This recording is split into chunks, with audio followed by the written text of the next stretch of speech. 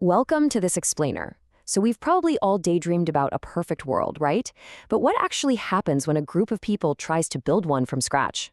Today, we're diving into the really fascinating ideological clash around the closure of the Chinese community known as Lifechanyuan. I'm so thrilled to be your host as we unpack this profoundly complex debate. We're going to play impartial moderator today, taking a step back to look at the primary sources from both sides of the conflict. Because honestly, this isn't just a story about one isolated community. It's a deep dive into the very philosophies governing how we choose to live, organize, and find meaning. Okay, let's get right to the core of it. What happens when a utopian dream clashes directly with traditional reality? Today, we're exploring two fiercely opposing viewpoints pulled straight from our source texts. On one side, we've got critics who claim this community was a dangerous movement, one that totally deviated from basic human nature and the laws of societal development. But on the exact opposite side, its members fiercely argue that Lifechanyuan was a misunderstood spiritual oasis, a place where they were seeking true, uncorrupted freedom, completely away from the traditional constraints of modern society. To navigate all of this, here is our agenda. First, the closure of Lifechanyuan. Second, we'll ask cult or spiritual oasis. Third, the economics of non-ownership. Fourth, family, freedom, and sex. And finally, who is truly free? Section 1. The closure of Lifechanyuan. Let's start by looking at the actual events that brought this community to a halt and kicked off this intense philosophical debate. So here's how the timeline actually played out. The second home of Lifechanyuan was founded back in the early 2000s, and it saw some real growth during a period of relatively loose domestic control over religious and ideological movements. But then, fast forward to February 2017, and the community faced a sudden closure. This triggered a massive reaction. A prominent critic, Yunxuan, published a highly detailed teardown explaining why they failed. Just months later, community members, including folks named Haiji and Hu Guang, fired back with some incredibly passionate rebuttals. Zhu basically argues that Lifechanyuan was forcibly disbanded because its existence ran directly counter to China's strict domestic ideological transformation and tightening control on movements. The members, though, they view it simply as a temporary misunderstanding by secular authorities. All right, Section 2. Cult or spiritual oasis. Now we're moving into the first major clash, the fundamental nature and spiritual structure of the community itself. Listen to this powerful accusation from Yunxuan.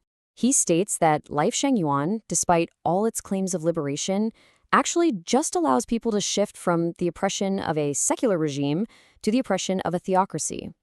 He insists it isn't liberating people at all, but rather re-enslaving them. Zhu argues that Lifechanyuan uses cosmic mysticism to set up a primitive theocracy where leaders basically pretend to be absolute truth authorities. To him, this completely violates the natural cultural evolution of humanity, where we should be our own masters, not subservient to mystical gods. So the battle lines are clearly drawn here. Zhu genuinely believes the group is an oppressive, Christian-based theocracy that enslaves its followers. But in direct response, Lifechanyuan member Hu Guang counters that this is a total mischaracterization. Hu Guang argues that true gods never oppress lives. He states that their community actually has no religious ceremonies, fights against the very concept of deities, and exists completely harmoniously with the secular government. They claim their values are this surprisingly unique, non-religious blend of the teachings of Jesus, Shakyamuni, and Laozi, aimed entirely at spiritual elevation, not control. To really understand the members' defense, we've got to look at their unique framework. They call it Sui Feng-style communism. But honestly, you can forget what you know about 20th century politics for a second. Member Taiji clarifies that they're practicing a brand new model created by their guide, Sui Feng. This model, they argue, has absolutely zero exploitation or oppression, which distinguishes it completely from traditional Marxist communism. Instead, it focuses entirely on spiritual elevation and attaining the highest state of life, totally separate from traditional political systems and all the historical baggage of public ownership.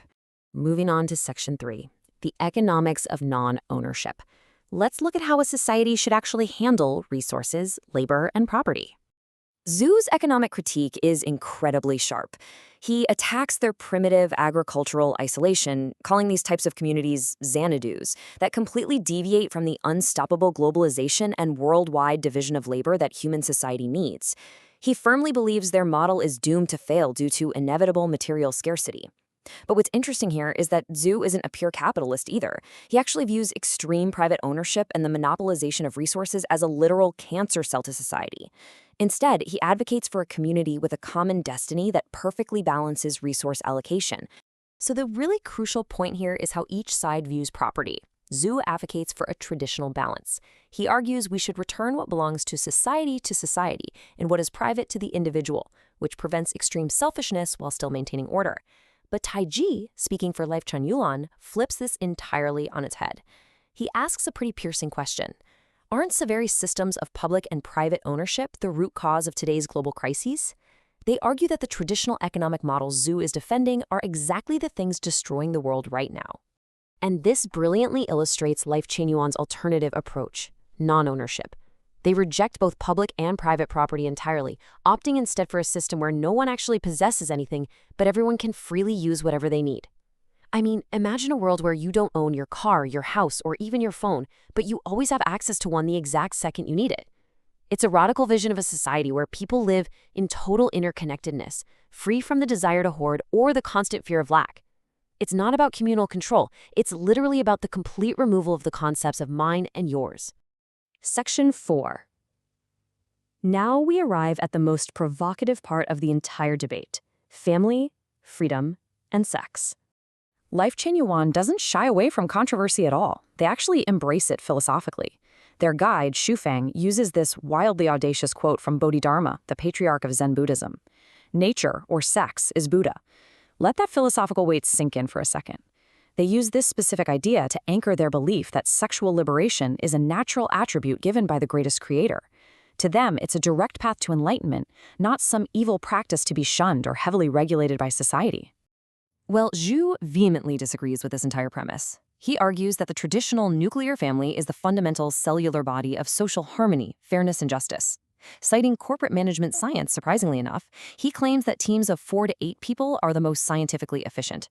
He thinks Lifechanyuan's attempt to create big families of 100 or more people inevitably just leads to management chaos and corruption. On top of that, Zhu asserts that unrestricted sexual freedom totally ignores human nature and inevitably leads to jealousy, hatred, and the monopolization of women by a few men, completely disrupting social stability. The ideological split here is absolute. Zhu insists the family guarantees personal happiness, moral responsibility, and social justice. But Hu Guang fires back, arguing that traditional families actually suppress true human nature. Lifechanyuan literally views the nuclear family as a prison of extreme selfishness, where people are reduced to property through phrases like my spouse and my child. Just think about how casually we use possessive words for other human beings. They argue this possessive bondage is the true source of domestic violence and human tragedy, not their model of interconnected, boundaryless love. Shufeng takes this defense to its absolute extreme. The logic essentially goes like this. Because sex is Buddha, oppressing sexual liberation is literally enslaving the divine. It's implementing sexual enslavement and abuse. Therefore, opposing sexual freedom is completely equivalent to oppressing human nature and shackling enlightenment itself. In their view, it's actually traditional society that practices demonic values by restricting and binding human nature, while Lifechanyuan is out there practicing true, liberated human values. All right, Section 5. Who is truly free? Let's zoom out here and look at the grand philosophical picture this debate paints about the true nature of human freedom. When we put these two worldviews side by side, the contrast is just stunning.